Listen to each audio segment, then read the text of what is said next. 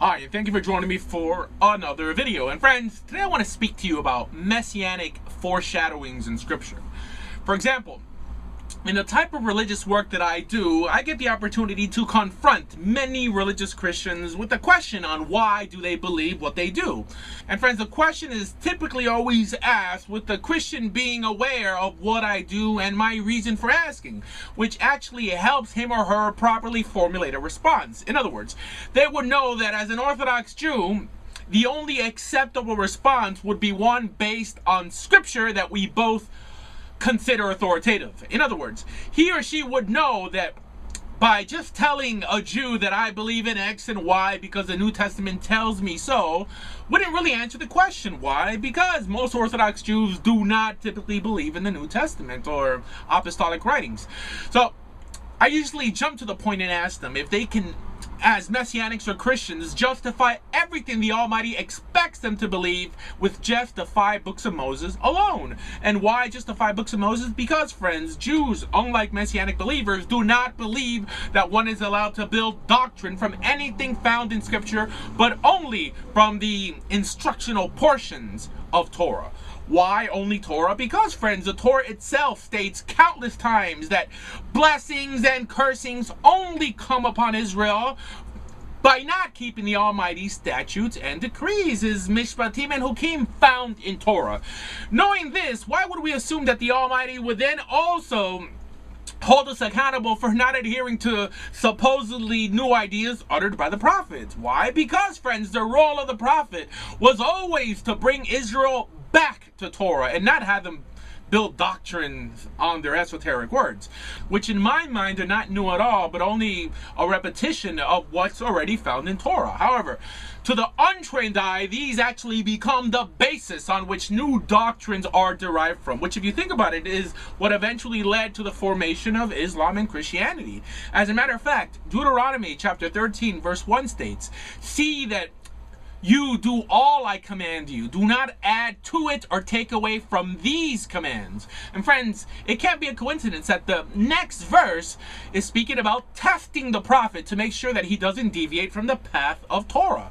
And this supposed deviation is, like we said, the reason and basis for Christianity, Islam, Mormonism, and any other movement that claim to be an extension of Torah. In other words, friends, if God could just speak to someone and tell them to add more theological notions, where would the limit be? When would it stop? Which is why throughout Jewish history, although recording the existence of thousands of prophets, we never had a fundamental change occur within our doctrinal beliefs. In other words, from Moses to Malachi, the basis always remained the same. The core principles reiterated countless times that Israel is only held accountable for not keeping the Almighty's statutes and decrees. Again, His hukim and His mishpatim. That's it, and that's all. As a matter of fact, from Malachi to the birth of Christianity, a period of about 600 years, there was still never a change in Judaism's fundamental theology. Why? Because we held true to our principles, that everything that is not either specifically mentioned in or sanctioned within Torah is regulated to commentary. This especially includes esoteric supposed foreshadowings. And in case you're probably wondering, how can Orthodox Jews today claim this and still adhere to rabbinic law? Easy, because, friends, the authority of the Sanhedrin, or for the Sanhedrin, was sanctioned within Torah itself. And also we know that this court was disbanded about a few hundred years after the destruction of the temple, so that rabbinic authority also ended. And friends, the reason I'm mentioning this is because I want to be very precise, because I know there are going to be hundreds who, God willing, will drop Messianic Judaism or Christianity because of this video. So anyways, that being understood, friends, it's the Torah that is our basis for all we believe. So friends, this leads us to the topic of this lecture, and that's the notion of foreshadowings. How? Because we know that the Torah itself is so clear and so precise on what it expects its followers to believe that the only way you could possibly get any new idea into the Torah is through foreshadowings. Which is why I always taught that if someone stuck solely to the instructions within the Torah, they could never possibly ever fall into a cult or any modern day sect. Why? Because, again, Torah is very clear, so clear that we even see throughout Jewish history silly rabbis erroneously making up mystical commentaries, even calling them divine, like the Zohar, just to try to desimplify and change Torah Judaism.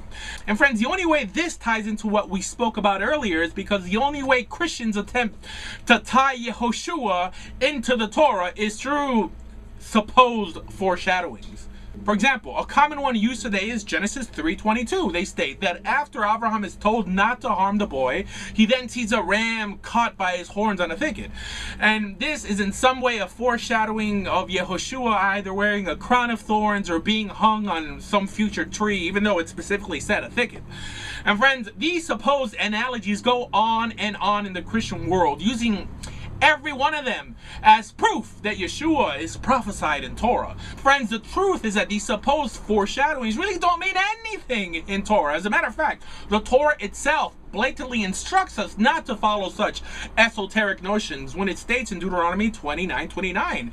It states, "Hanistarot Adonai Eloheinu, the secret things belong to the Lord our God.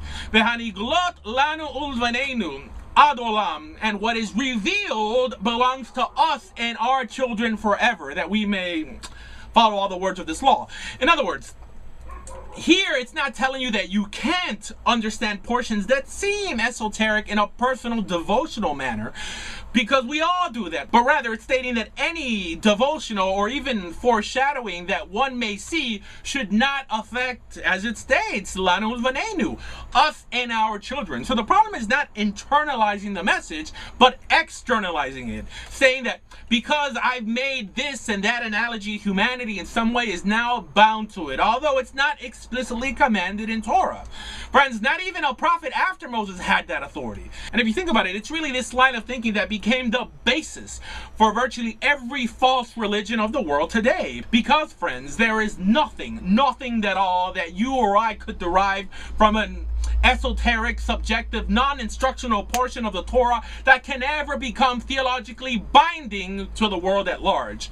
Now, like we said, personally, anyone can make anything binding on themselves. Go knock yourself out. No, friends, the problem arises when you begin to look down and curse others because they don't see what you see. I mean, similar to what it says in the New Testament, that he who has a son has the life, and he who doesn't have the son doesn't have the life.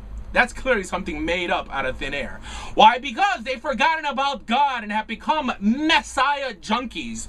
And friends, these are people who I can't help, because as a rabbi, all I can do is challenge your intellect, but blind faith, that's not my department. So friends, either the Torah is speaking to the average 7-year-old or it's speaking to no one. And honestly, how can someone claim that the Almighty could ever be a just judge if his instruction manual was only meant to be understood by certain mystics and not the common man? And being that this silly notion of externalized foreshadowings have gone unchallenged by Jews, Christians have begun in a sly fashion to begin calling every supposed foreshadowing prophecy fulfilled, which actually why it sounds impressive when a messianic missionary makes a claim that Yehoshua fulfilled hundreds of prophecies, when in reality virtually all those were derived from supposed foreshadowings, which is really equivalent to someone shooting an arrow and then painting a bullseye around it. In other words, it's easy to see your agenda on every page. Why? Because you're already in it. That is your movement already. And friends, some other supposed foreshadowings of Yeshua and Torah claimed by Christians are when Avraham Avinu is going to offer Yitzhak, and they teach that this is in some way a hint of what God will do in the future, i.e. offer someone they call his son. Another is the smearing of the blood on the doorpost during the Passover narrative. I guess people forgot to mention that this could also have been the blood of either a goat or a sheep. Now, have you ever heard of JC ever referred to in the New Testament as the goat of God? And also, scripture tells us that the reason this was done was to ridicule the God of the Egyptians, because the Egyptians worshipped Ares. And friends, another foreshadowing is the angel of the Lord. As it states in Exodus 23:20, it states, "See, I am sending an angel ahead of you to guard you along the way and to bring you to the place I have prepared." Honestly, heck, that could be talking about the Heat and LeBron. And friends, the reason for the rest of the foreshadowings really don't get less obscure.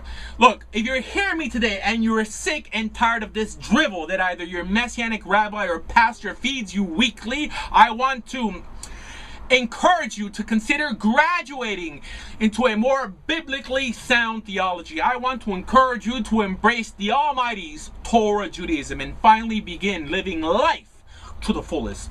For more information about converting to Judaism, please visit TorahJudaism.org. Thank you.